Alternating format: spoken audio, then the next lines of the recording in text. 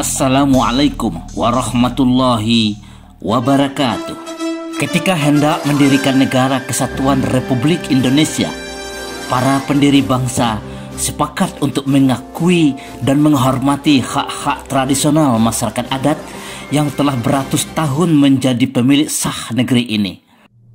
Kesepakatan ini tertuang dalam Konstitusi Negara Undang-Undang Dasar 1945 sebagai syarat universal pendirian sebuah negara.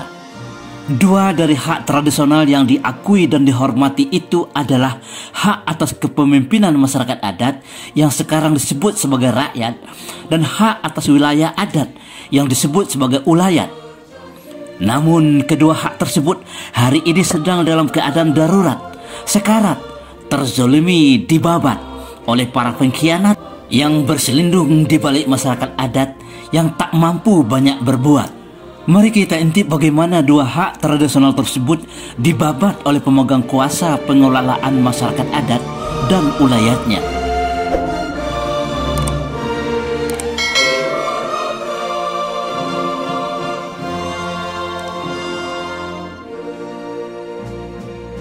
Saudara, dalam tahun politik ini, pemegang kuasa pengelolaan rakyat dan ulayat masyarakat adat berjuang keras dan bersikeras mendapatkan dukungan politis untuk memperoleh legitimasi mandat pemegang kuasa pengelolaan rakyat dan ulayat masyarakat adat. Berbagai metode dan teknik, intrik, mulai dari yang simpatik sampai ke yang licik, jijik seperti money politik dilakukan secara terang-terangan. Bahkan mereka saling tuding-menuding, jelek menjelekkan, sandra menyandra, berebut simpati rakyat. Namun metode yang paling membahayakan keberadaan masyarakat adat adalah pembentukan Pranata Adat baru yang diklaim sebagai lembaga adat yang secara perlahan tapi pasti akan menyingkirkan keberadaan masyarakat adat sejati yang telah ada sebelum pendirian Negara Republik Indonesia. Dengan memanfaatkan semua celah peraturan perundang-undangan yang dibuat sendiri oleh pemegang kuasa pengelola rakyat dan masyarakat adat digiring sampai pada sebuah klausur kondisional konstitusi sepanjang masih hidup. Artinya, apabila masyarakat adat sejati tidak berdaya lagi karena ketidakjelasan peranatanya dan ketidakmampuannya bertahan hidup, maka masyarakat adat itu dinyatakan telah punah, maka hak tradisionalnya pun ikut punah secara konstitusional. Untuk mencapai kondisi itu, organisasi kemasyarakatan, ormas yang berlabelkan masyarakat adat pun dibentuk untuk mengkonsolidasi rakyat yang sesungguhnya adalah masyarakat adat. Ironisnya, tokoh masyarakat adat yang didahulukan selangkah ditinggikan seranting, terbuai dalam euforia politik sesaat yang menjanjikan fasilitas gemerlap. Perlu diingat dan tegaskan bahwa masyarakat adat tidak pernah menuntut difasilitasi dan diakomodasi oleh pemerintah Republik Indonesia, pemegang kuasa masyarakat adat, tapi menuntut hak tradisional mereka yang sudah terlupakan dan memang sengaja dilupakan. Jangan sampai Allah Subhanahu wa Ta'ala murka karena khianat Anda terhadap komitmen pendirian negara yang kita cintai ini. Masyarakat adat digiring untuk terlibat debat berebut tua dan tuah yang berujung pada konflik tak bertepi, tanpa mereka sadari bahwa pada saat itu rakyat dan ulayat mereka sedang dirampas dan dikuras. Pada saat masyarakat adat sedang terlena euforia berebut tua dan tuah, kedaulatan rakyat dirampas dengan mengubah konstitusi negara yang menjamin kedaulatan berada di tangan rakyat.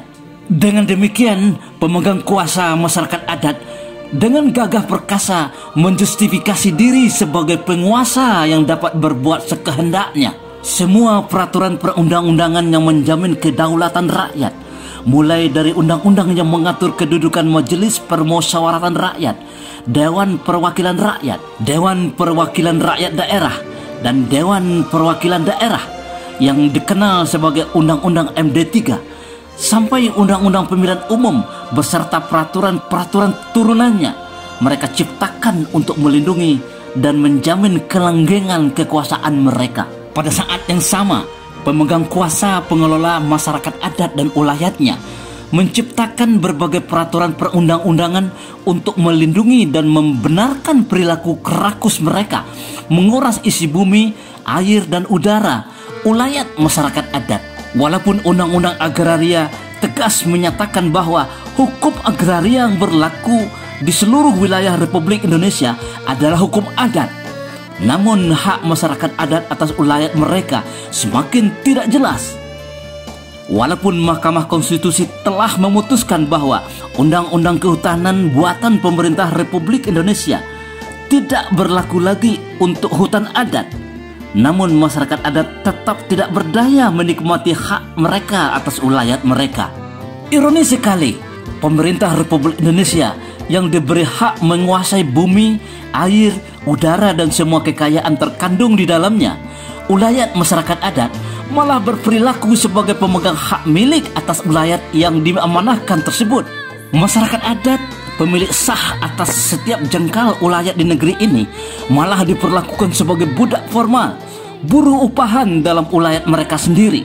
Berbagai peraturan perundang-undangan diciptakan, dikarang oleh pemegang kuasa masyarakat adat untuk menjustifikasi, memberikan pembenaran terhadap perbuatan mereka atas ulayat masyarakat adat.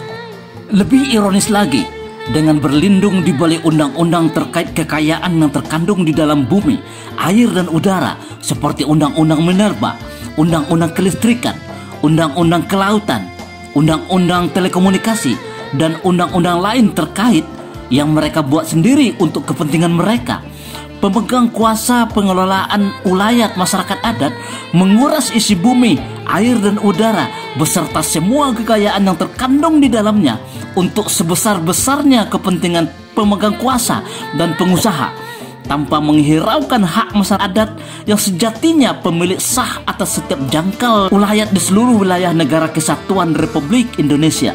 Bahkan dengan bersekongkol dengan aparat penegak hukum dan penjaga keamanan negara, pemegang kuasa pengelola ulayat masyarakat adat merampas dan menguras kekayaan masyarakat adat secara ilegal tanpa hak secara hukum. Pembalakan hutan dan penambangan minyak bumi ilegal berlangsung di berbagai wilayah masyarakat adat di seluruh Republik Indonesia, seperti bermain kucing-kucingan dengan aparat penegak hukum dan penjaga keamanan negara. Penambangan emas ilegal berlangsung tanpa tindakan tegas dari pemegang kuasa pengelolaan masyarakat adat.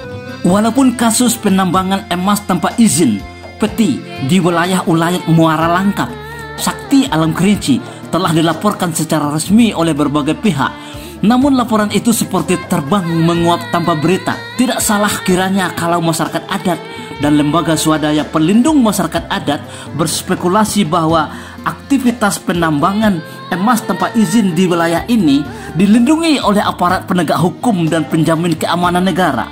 Saudara, kalaulah tren berbangsa dan bernegara seperti ini dipertahankan tanpa kesadaran kolektif untuk memperbaikinya, tidak tertutup kemungkinan umur negara kesatuan Republik Indonesia yang kita cintai ini tidak akan sampai 1 abad. Na'udzubillahi min dzalik.